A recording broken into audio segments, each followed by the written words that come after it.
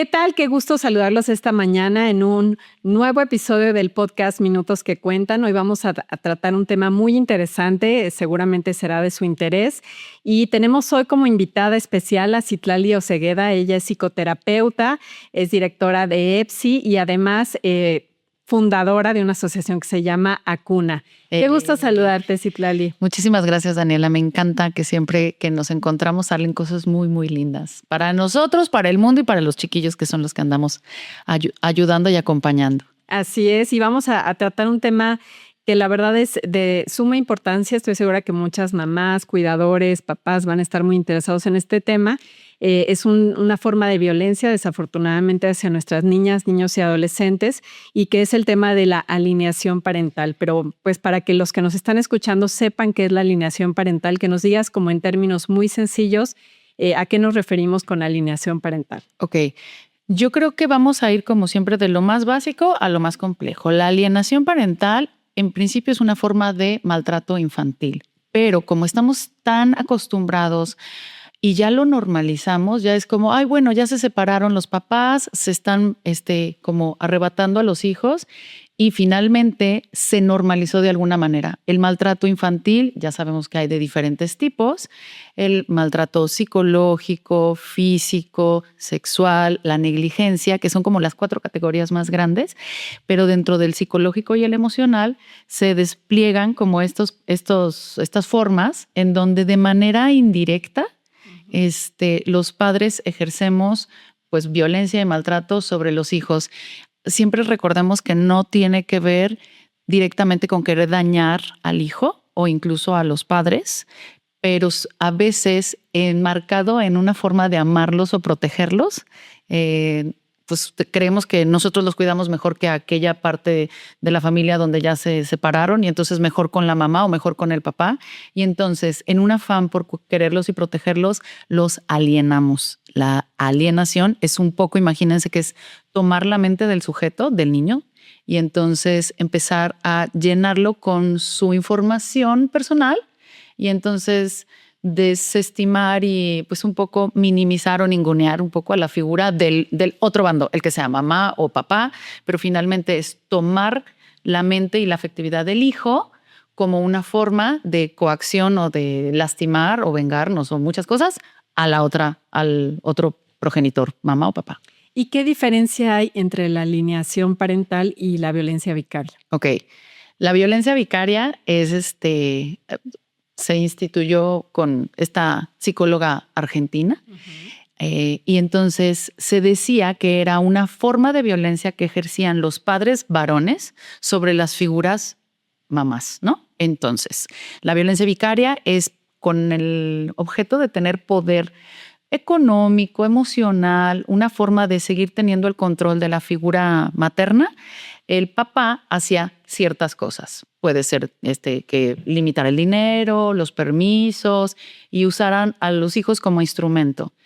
Recientemente y en este año en México acaban de como hacer una ampliación al término de violencia vicaria, porque antes solo podía ser o se consideraba que solo eran los hombres que ejercían violencia sobre las mujeres, pero en Coahuila, en este último año, un juez vinculó a proceso a una mamá en donde ya ahora sí la violencia vicaria se unifica y entonces ya puede ser la figura materna sobre el padre y la figura paterna sobre la madre. Entonces la violencia vicaria en sí es este ejercicio de poder económico, psicológico y estas formas de control que se hace directamente con los hijos, es decir, les retiro dinero, limito cosas, pero de forma indirecta con el otro padre o madre. Entonces, la violencia vicaria sería, digamos, el mecanismo de acción y la alienación parental sería este proceso en donde el hijo lo dejo para mí,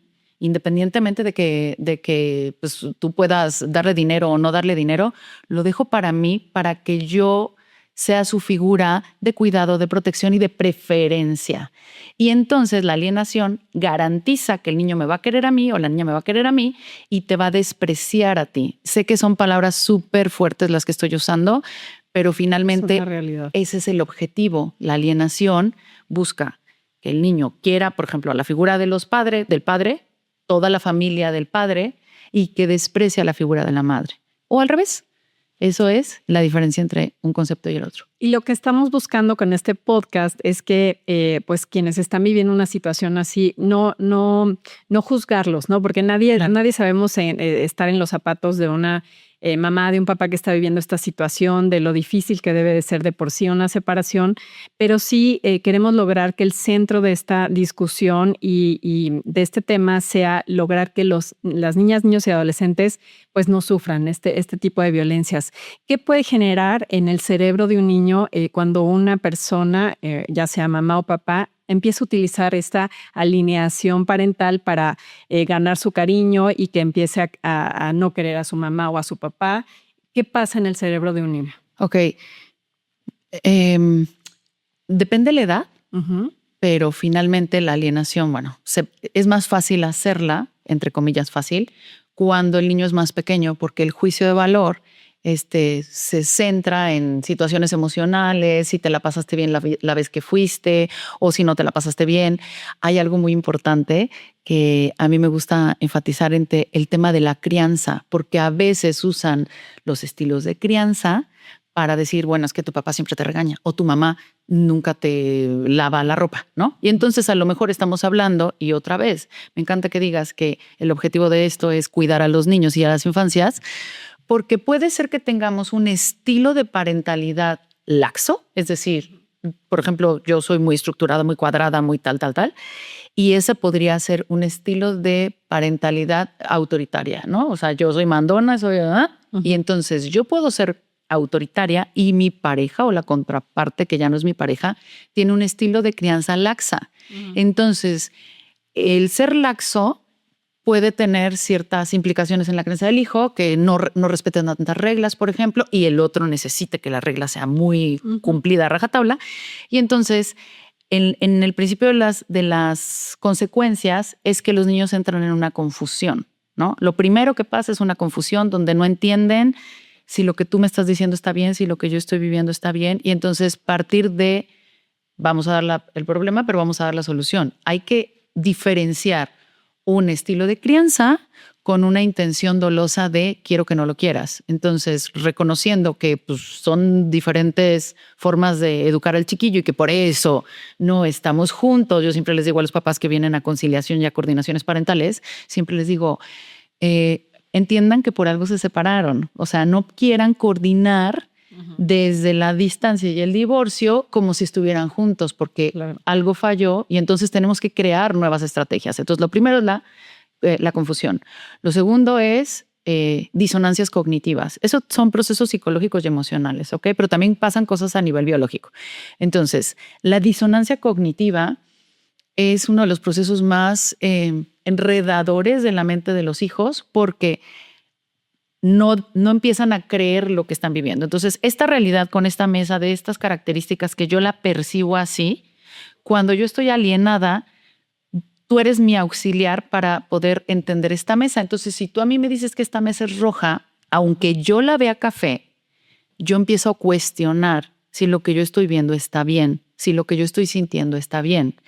Una de las cosas que nosotros hacemos en los espacios terapéuticos que manejamos es no necesariamente la gente te tiene que tener como de forma expresa o de forma evidente estas formas de abuso. A veces la intencionalidad, y nosotros entrenamos a los niños para que detecten la intencionalidad. No es lo mismo que yo te diga, hola Dani, qué gusto verte, a que te diga, hola, qué gusto verte, ¿no? Entonces, claro, todo comunica. Todo comunica. Entonces, alienada se podría como asimilar a la palabra manipulada, ¿no? Este niño está alienado, está manipulado por la otra parte, alienada está manipulada por la otra parte. Sí, está manipulada, si sirve el sinónimo es manipulado, ya a mí me gustaría más básico y más elemental, pues, sí, pues está secuestrada, ¿no? O sea, la cabecita del menor está secuestrada, tomada y es prisionera de lo que los ojitos del adulto que lo está alienando, y otra vez puede ser consciente o puede ser inconsciente, porque no siempre es como mala mamá o mal papá, no, a veces el amor nos hace que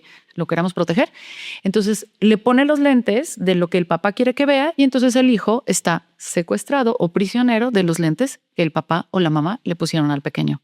Sí, y como papás a lo mejor no nos damos cuenta que pues realmente no estamos afectando a la pareja, a quienes estamos afectando es a los niños y a la larga, ¿qué consecuencias puede tener esto, Citlali?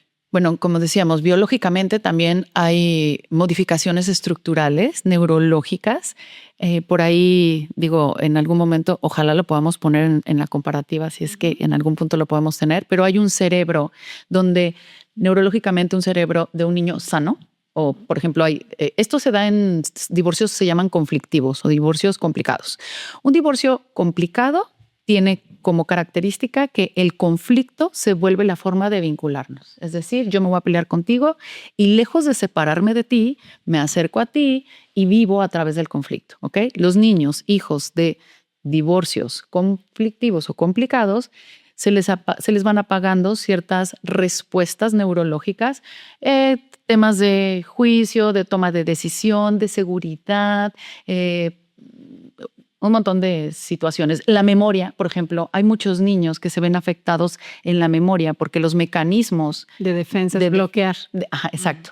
Entonces, si el mecanismo más rápido que yo tengo es como negar lo que está pasando y entonces me distraigo, me desconecto y eso sumado a todos los estímulos que de pronto llegamos a tener, hay niños que pueden ser diagnosticados como TDA o trastorno por déficit de atención, pero hay estudios que comprueban que los niños que están en divorcios complicados y que no fueron manejados de una forma, o sea, no fue un duelo, digamos, normal, tienen implicaciones neurológicas. Okay. Por el contrario, los niños que si sus papás se separaron y dijeron, bueno, ya hacemos el duelo, nos mechoneamos un rato y luego nos separamos, esos niños tienen mejores funciones neurológicas, intelectuales, tienen mayor disposición para hacer juicios, tomas de decisiones, resolución de conflictos. Y entonces, bueno, acuérdense que siempre estamos educando, ¿no? O sea, nos demos cuenta o no nos demos cuenta, siempre estamos diciendo, esta es la manera en la que yo resuelvo un conflicto. Puede ser que lo eternice en el pleito con el papá o la mamá, o puede ser que ya hubo un momento en el que ya me cedí al conflicto, vi el bienestar de mis hijos y entonces de esos también existen, de esos matrimonios, de esos divorcios también existen. Ahora, ¿qué pasa cuando la pareja decide, ok, para que ya no vean a sus papás, me los llevo a otra ciudad, ¿no? Eso es como muy común. ¿Qué pasa ahí en los niños? ¿Cuál es la consecuencia ahí? Okay. En los adolescentes. Hay una discusión puesta ahorita en el mundo de la psiquiatría y la psicología. Este tema que el libro que es el DSM-5. El DSM-5 es el manual donde están guardados todos los trastornos mentales y psicológicos y todos están ahí. Es la cajita donde nosotros los psicólogos vamos y acudimos. Están criticando mucho esa parte y se están haciendo discusiones porque dicen, no, es que solamente dan diagnósticos como biológicos y asociados a algunos contextos de ciertas cosas. En esa cajita hay un trastorno que se instala, se manifiesta ya en la vida adulta, pero se instala en la infancia y se llama trastorno de vinculación, reactivo de vinculación. Entonces, la forma en la que nos vamos a relacionar dicta todo nuestro destino de la infancia y lo que hagan nuestros adultos con nosotros. Si nosotros desarrollamos esta sensación de persecución, de huida, porque entonces los niños que se los llevan o que algún elemento familiar los secuestra para llevárselos y literalmente separarlos de la otra figura, son violentados. Entonces los arrancan de la ciudad, los arrancan del sistema, entran en duelos que se llaman duelos encapsulados o encriptados, porque entonces yo te estoy llevando para protegerte de una circunstancia mala que es mamá o papá, y entonces yo te estoy tomando y te estoy rompiendo. Entonces, lo que decíamos hace un rato, la disociación puede ser de este tamaño o de este tamaño. Entonces, es una forma en la que garantiza que va a haber un trastorno de alguna forma. El mínimo es el reactivo de la vinculación, en donde las personas no pueden vincularse en profundidad porque una experiencia temprana fue me llevaron y me quitaron. Y recordemos, la manera en la que corregimos los patrones afectivos no es entendiéndolos mentalmente, es viviendo experiencias empíricas o emocionales correctivas. Es decir, yo a este niño que se lo llevaron o a esta niña que se la llevaron, tengo que lograr que esta persona sepa que hay personas que se van a quedar de manera permanente para su cuidado y no necesariamente es el que se la llevó. O sea, no necesariamente el bueno del cuento es el papá. A veces tenemos que acudir a otras figuras reparadoras para poder permitirle a este niño que se vincule, que diga, ay, no quema, ay, no se va, ay, aquí está. Y entonces empezar a construir una nueva identidad sobre la ruptura de la separación. Qué complicado, porque también hay casos, y hay que decirlo, donde a veces sí se requiere una medida de restricción porque hay violencia, ¿no? Claro. Porque realmente pueden estar en peligro las niñas o niños. Entonces, me parece que ahí también es importante. Yo creo que los niños a veces decimos, es que está muy chiquito, no entiende, no se da cuenta de las cosas. Como psicóloga, ¿qué dirías tú? ¿Es lo correcto decirles la verdad de las cosas? Oye, tu papá es violento, nos tenemos que alejar. Hay una medida de restricción, no se me puede acercar porque a lo mejor golpea a la mamá. Claro. O yo qué sé, ¿no? ¿Qué sería lo ideal? O a ellos mismos. Yo soy terapeuta cognitivo-conductual, entonces de pronto dicen que somos muy, ¿no? Muy frontales. Sí. Yo soy de la idea que, y en la experiencia clínica, que las personas pueden con la verdad adaptada y, digamos, puesta en lo que el niño puede digerir. Si bien es cierto, y qué bueno que lo mencionas, hay circunstancias que comprometen la seguridad, la integridad o la vida del sujeto, es decir, del niño, sí, o del cuidador o del ex o de lo que sea. Entonces, es importante que se le vaya, digamos, poniendo la verdad en la medida en la que él la puede procesar. Porque además, si bien es cierto, antes decían, los niños no se dan cuenta, pero pues ahora los chiquitos de verdad ya vienen con un chip distinto. No solo sí se dan cuenta, sino además, por fortuna, ha habido tanta educación y psicoeducación en torno a muchas cosas que ya ahorita un pequeño te puede decir, a tu papá por ahí no, o no mamá. Y entonces yo creo que lo más sano es ir diciendo en la medida de tal cosa. Por ejemplo, nosotros tenemos en el espacio tenemos libros para todo, ¿no? Y entonces le explicas al niño donde hay un papá que así como él, cuando se porta mal en la escuela, le ponen una sanción, por decirte uno, cuando mi papá se fue a la cárcel, el papá cometió algunos actos que merecen una sanción. Esa sanción no la podemos poner nosotros porque nosotros estamos cuidándolo a él, es decir, la mamá lo está cuidando a él, o los tíos, la familia lo están cuidando a él. Entonces esas sanciones les ponen unas personas especiales. Esas personas especiales se llaman jueces, juzgadores, el nombre que quieras, adaptado a la edad que quieras. Y entonces él decidió que por seguridad tuya, mía y de papá y de personas que papá pudiera dañar, pero también por seguridad de él, va a estar en un espacio donde va a estar siendo cuidado de una manera especial y diferente. ¿Ves? Te dije, tu papá está en la cárcel por cosas malas que hizo y no suena como te lo estoy resumiendo ya en esta parte, ¿no? Entonces siempre ir adecuando al discurso del infante. Sin generar miedo, sin generar alarma, que el niño no se sienta como, ¿cómo mi papá está en la cárcel? Es malo, ¿no? O sea, sí creo que es algo pues difícil, pero que así como lo comentas, con todo ese profesionalismo que lo haces con las niñas y niños, sí creo que lo pueden digerir mucho mejor. Y a ver, si una familia nos está escuchando, mamá, papá, están pasando ahorita por un divorcio, ¿cuáles serían las 3 reglas de oro que tú les dirías para poder proteger a sus hijos, ¿no? Uy, la primera es no hables no expongas al hijo a tu mala experiencia de pareja, no lo expongas porque es su papá. Entonces, o su mamá. Su papá, su mamá, etc. Entonces, cuida lo que dices frente a él, por favor, porque hablando de estas disonancias de las que mencionamos hace un rato, lo que nosotros creemos es que como no se lo dijimos directamente, tu papá es tal o tu mamá es tal, el otro no nos entendió. Pero entonces ya se durmió, te escuchó hablar con el abogado, te escuchó hablar con la vecina, te escuchó que pusiste la canción a todo pulmón de, ¿no? De Paquita, la del barrio. Ajá, exacto. Así la Shakira, es más contemporánea. Sí. Y entonces el niño o la niña se van creando como piezas de rompecabezas. Claro, es que si mi mamá está triste o mi papá está triste, el villano de la historia es el otro. Claro. Entonces, uno es el mundo de los adultos, que se quede en el mundo de los adultos en la medida de las posibilidades, otra vez, ¿no? Sé que me estás diciendo, oye, claro. Lali, no inventes, vio cómo me sangoloteó. Sí. Ok, en la medida de las posibilidades que el mundo adulto se quede adulto, más si son niños más pequeños. Conforme van creciendo, el niño va tomando sus propios criterios y también no les mientas, ¿no? Esa es regla número 1. Regla número 2, explícale al hijo lo que está pasando.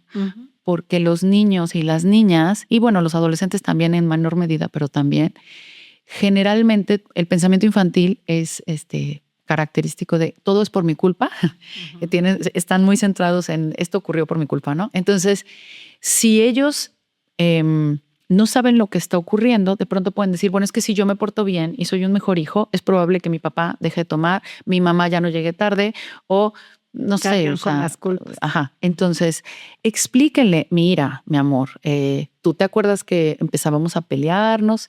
Ay, ahorita que me acordé de algo. Empezamos a pelearnos y ¿viste cómo ya no nos llevábamos tan bien?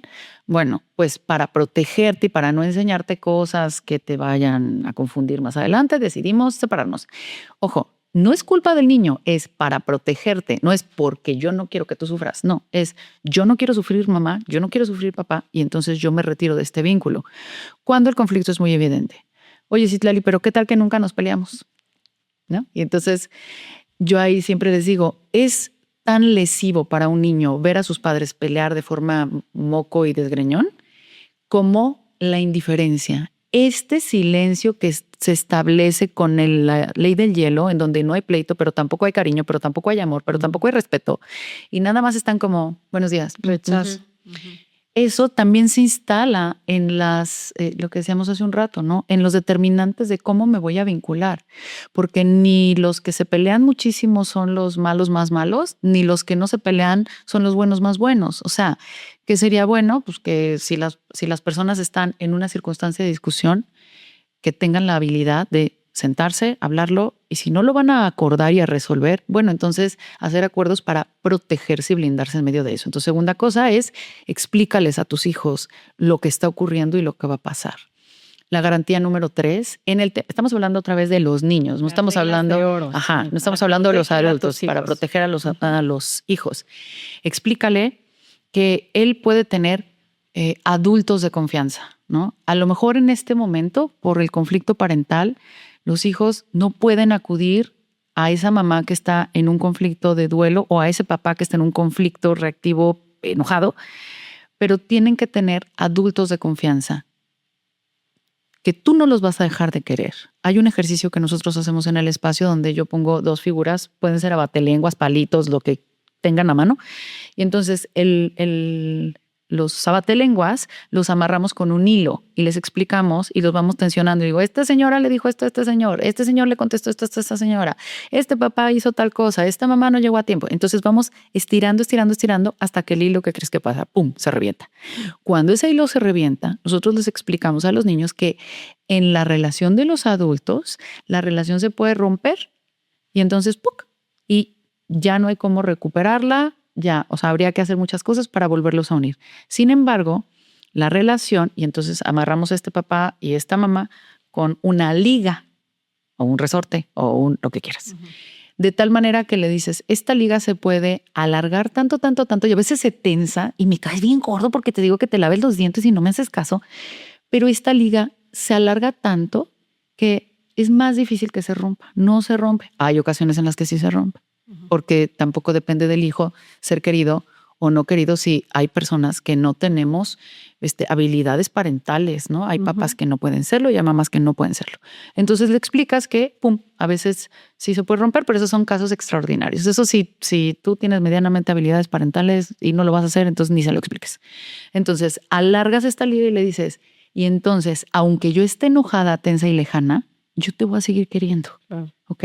Entonces, mi manera de protegerte es no exponerte a odiar al otro, explicarte lo que está pasando y darte un garante de que mi amor, aunque un día tu papá te lleve o tu mamá te lleve, mi amor va a estar contigo y voy a intentar la manera de estarte cuidando y cercano. He tenido circunstancias conflictivas en donde dicen lo mejor que pude haber hecho a veces es soltarlo porque lo estábamos jaloneando y de verdad, o sea, la pata del chiquillo allá, la mano de la chiquilla acá y los papás jaloneándose y yo les digo como, suéltenlo, lo están lastimando. Claro. Y entonces a veces hay padres o madres que también de una forma enmarcada en el amor, dicen, en ese momento dejo de pelear por él. De hecho, en las últimas también noticias aquí en Michoacán, ya hay alguien que fue señalado como estás usando a las instituciones para maltratar a los hijos. Entonces ya no te vamos a permitir que sigas peleando por este hijo. Y esa es una forma en la que el Estado también protege a los niños.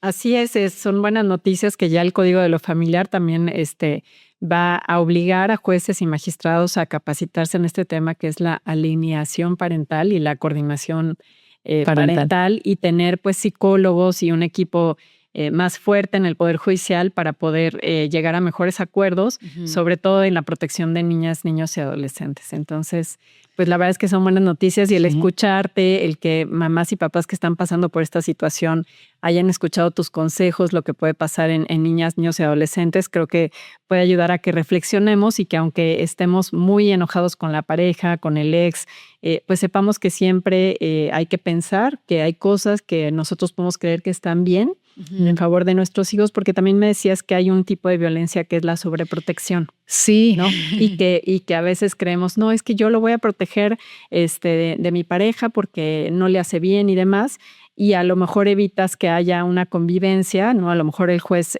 dicta una convivencia supervisada y ni siquiera quieres que tenga esa convivencia supervisada, cuando no tienes que pensar desde tu perspectiva qué es lo mejor para tu hijo, sino lo que dicen los psicólogos, lo que dicen las leyes. Creo que ahí es cuando te debes de dejar ayudar de un profesional, ¿no? Claro, porque cuando nosotros estamos en conciliación, antes eran conciliaciones, ahora ya se llaman coordinaciones parentales, que son justamente estos espacios que se abren para crear acuerdos que se puedan cumplir y además que están vistos por agentes externos a lo que en algún momento fue la pareja, ¿no? Entonces, coordinar qué tipo de crianza, cómo se van a manejar, cuál es la economía, hasta dónde le cuentas, a dónde no, etcétera.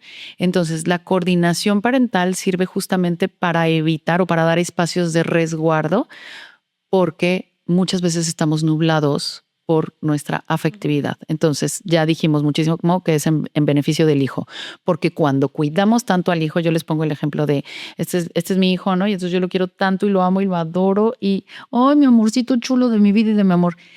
Te voy a querer y te voy a cuidar tanto yo porque tú, claro, esa frase que dijiste en tu cabeza de te cuido yo porque tú no puedes o tú no sabes cuidarte, invalida al sujeto. Y esa es otra forma de violencia. Sí. La sobreprotección es yo garantizo que esta persona me va a depender tanto de mí que yo garantizo mi rol de materno-paterno y pues voy limitando a este personaje pequeño que se vaya individualizando porque luego se me va y luego yo qué hago. Y ahí entraríamos en otras muchas cosas como las familias que traen estos hijos de bastón, ¿no? Sí. Pero ese es para otro tema, en otro momento. Pero sí. Y mientras, sí, regresar al punto de déjate ayudar porque yo sé que hay situaciones muy límites. Para que hayamos tomado la decisión de separarnos es porque ya pasamos límites verbales, límites emocionales, ya rompimos 423 veces el acuerdo, ya hubo engaños, ya hubo maltrato, bueno, ya hubo muchísimas cosas. De tal manera que en ese estado de tanta vulnerabilidad, las personas estamos tan heridas que ahora sí que, como dice la canción, respiramos por la herida, pues, ¿no? Entonces necesitamos una red que nos acompañe.